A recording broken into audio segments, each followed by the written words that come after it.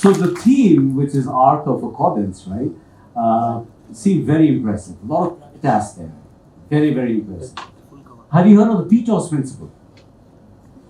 Passion, energy, and the other stuff. The other stuff. Yeah. The other stuff being humility and grace, integrity, empathy, kindness, love, and gratitude. I'll talk about each of these. Each of these letters in the acronym is very, very dear to my heart. Very, very dear to me. I'm going to start with energy because you guys got energy right? What is energy? Energy is something that I'm going to draw from something that I heard in a previous speech. It's as basic as inhaling and exhaling, right? I believe that we absorb energy and we emit energy, right? That's something that we naturally do.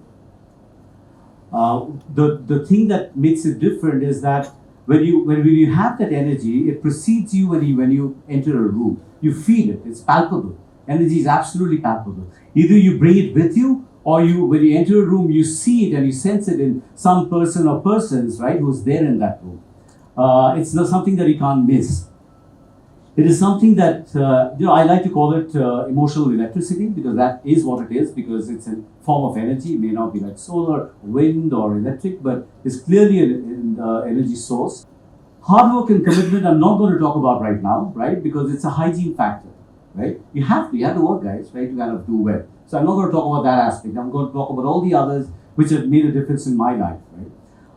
I'm 100 years old and I've been working for 60 years, yeah? And though I look like 35 years old, so I'm not going to do the math for you. But I've learned a lot over these years. As I was introduced, I've worked in many businesses, many geographies with completely different kinds of people. Some completely left brain, some completely right brain.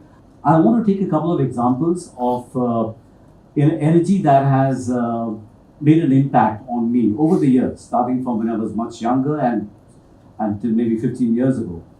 My very first inspiration has been my dad. Right? I'm a lot like him, right? I think my personality is a lot like him. I like talking to people, I like interacting, I like making people smile. One of the things my dad used to say is that be happy and make others happy. That was his blessing. Every time. Be happy, make others happy, right? So he's like my first source of inspiration. Yeah, okay, sorry about that. My second inspiration, Muhammad Ali, right? The original greatest of all time.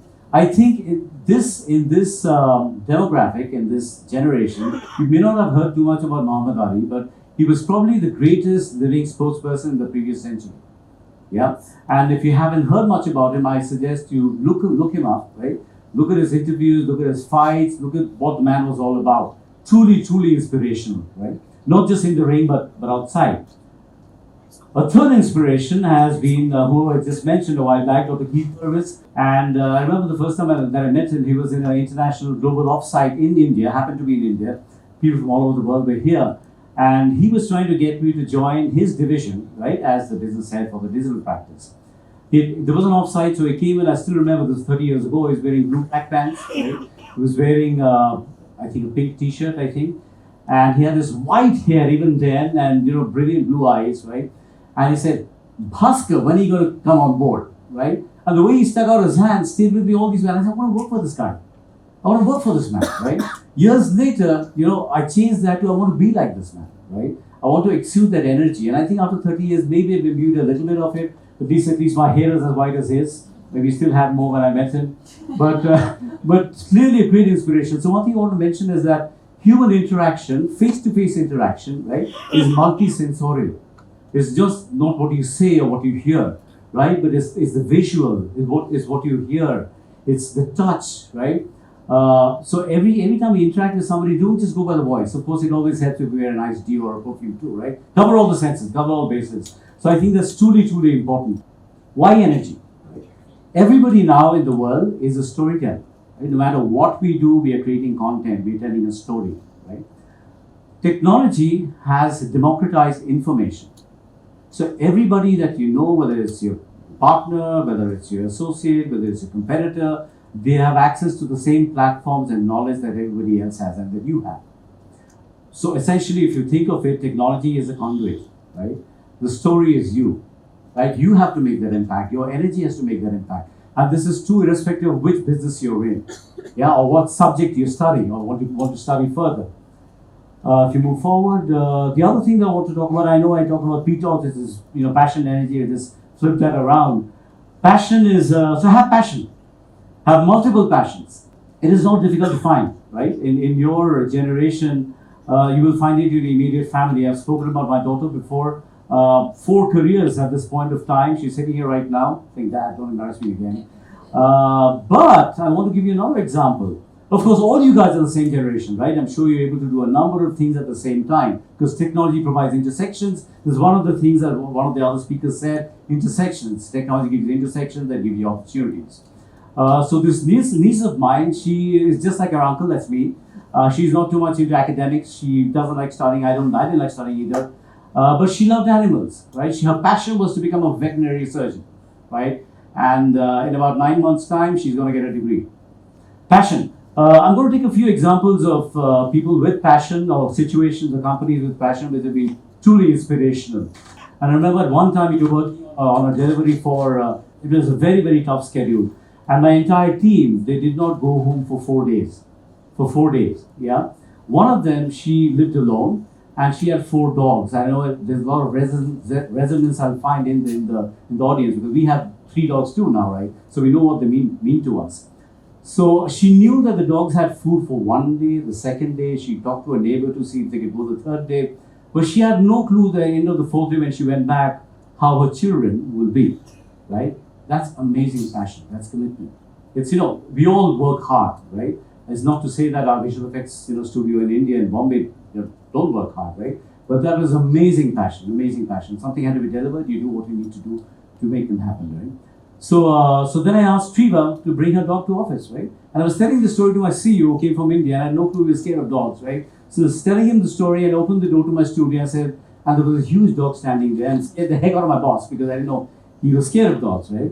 So I said that, so Naga, I asked Triva to get a dog here. So you do what you need to do to make sure that people who work on a particular project make it as comfortable as possible for them.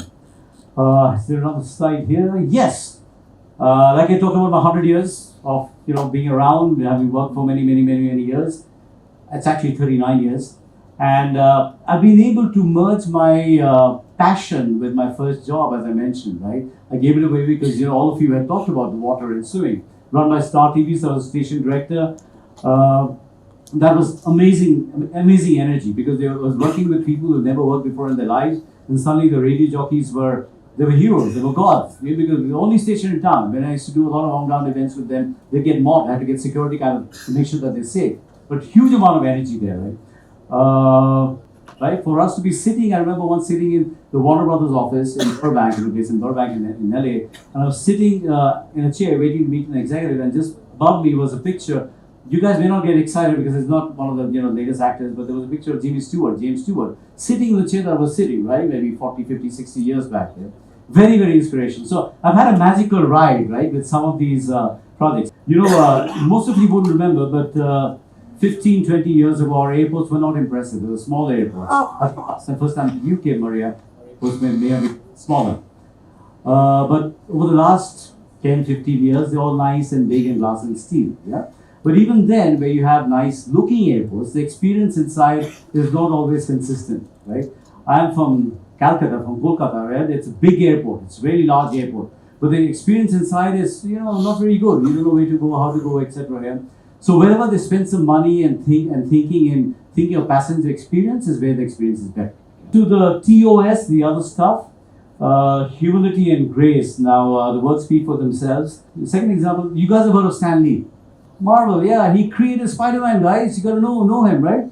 So we worked with him in Los Angeles. We worked on a project with him, and he's a grand old man, as you know. He's an iconic person. And my first time that I met him, we were having lunch at a restaurant in a place called Rodeo Drive, Los Angeles. And apparently he had lunch there every day, right, for the last so many years.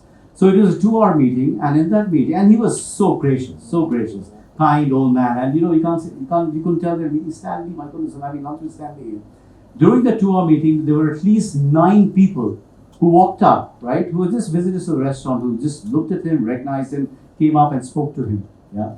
Every single time he got up, spoke to them, took a picture, it was beautiful, a thing of beauty to watch, right? That's humility. That was amazing example of humility. Integrity, it just speaks for itself. But because I talk about I take so many cinematic examples. For the end, if you look at the finale, there's a reason why he didn't take the agreement, why he didn't agree to what they were offering, right?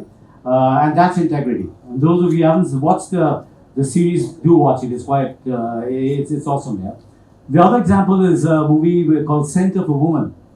Yes, some of you have seen it, some of you have heard of it, some of you have seen the lovely dance, iconic dance that clearly much better dance that I did when I came up by Al Pacino. And watch the movie, right? Or just do a search on YouTube to look at, right? So this is one of my favorite quotes from Maya Angelou. And it says that people will forget what you did, people will forget what you said, but people will remember how you made them feel. So make them feel good. My only takeaway is that be a good person, be a nice person, be a likable person. It's not difficult at all. Take care and God bless you. You've been a fabulous audience.